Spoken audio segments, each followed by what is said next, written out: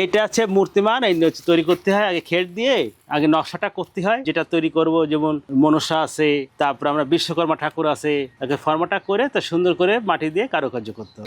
এইভাবে এইটা তৈরি করে তখন আমরা বাতা দিয়ে কাঠ দিয়ে বাঁশ দিয়ে ফ্রেম তৈরি করে সুন্দর করে ফর্মাটা করে নিয়ে তারপরে এটা বসাইয়ে সুন্দর করে মাটি দিয়ে কারুকার্য করতে হবে। এইভাবে আমাদের সেট করতে হবে। এইভাবে সেট করে আমাদের এটা বিশ্বকর্মা ঠাকুর তৈরি করতে হবে। ফ্রেমটা দিয়ে আমাদের প্রথম কাজ শুরু।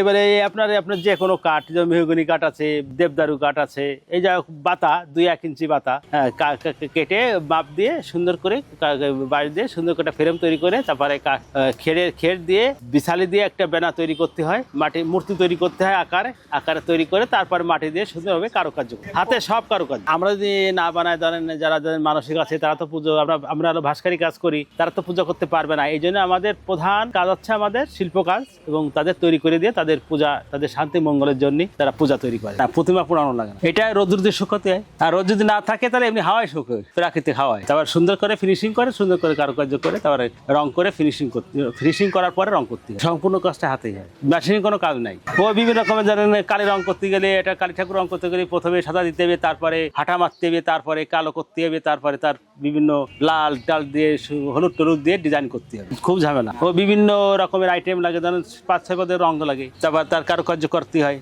তুলি দিয়ে, ব্রাশ দিয়ে।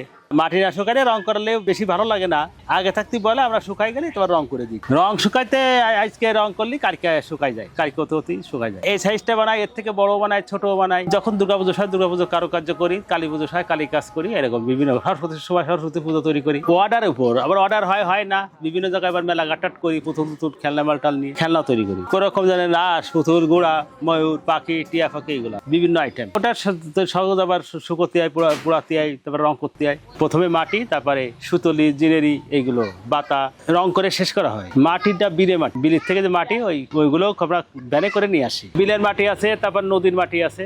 ওই নদীর মাটি যে সাইডে পাড়ের থেকে নিয়ে সেগুলো আইনে সুন্দর করে কারুকার্য করে মাটির শিল্প কাজ তৈরি করতে হয়।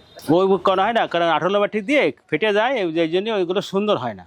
এটা বেলে দোআঁশ মাটি লাগে। এখন ওই আপনার মাটির জিনিসের কদর না, এখন প্লাস্টিক জিনিসের ওই কদর আছে। মেলাঘাটে আমরা বিক্রি করি, মানে পাইকারি কিনে এনে সেইগুলো এনে মেলাঘাটে তৈরি করি। এই ধরে রাখার একটা কারণ আমি যদি না করি তাই তারা কিভাবে পুজো করে, এই জন্য আমাদের ঐতিহ্যটা ধরে রাখতে হয়। অনেক কষ্টের কাজ তো, এই জন্য অনেকে কাদা ছানার কাজ অনেকে করতে চায় না।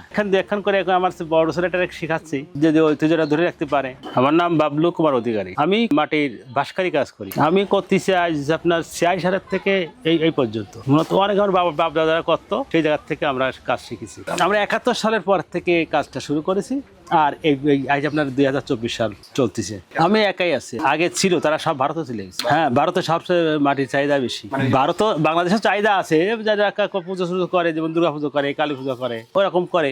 আগে চাহিদা ছিল, যখন 83-84 সাল তখন অনেক চাহিদা ছিল। মাটির বিভিন্ন রকমের ফল তরকারি, ফুল গাছ, প্যারা গাছ, এগুলো আমরা তৈরি করতাম। এগুলো বিভিন্ন এলাকায় মেলায় বিক্রি করতাম, কিন্তু এখন ওগুলো চলে না, এখনো শিল্প কাজ চলে না, খুব কম। প্রতিমার কাজটাই আছে, টুকটাক তাই করি। আমি এটা ভক্তি নিয়েই করি, এবং এটাই আমার জীবিকা নির্বাহ করা হয়। এবং ছেলে মেয়ে লেখাপড়া, এরা সৎপথে সুন্দরভাবে তৈরি করি।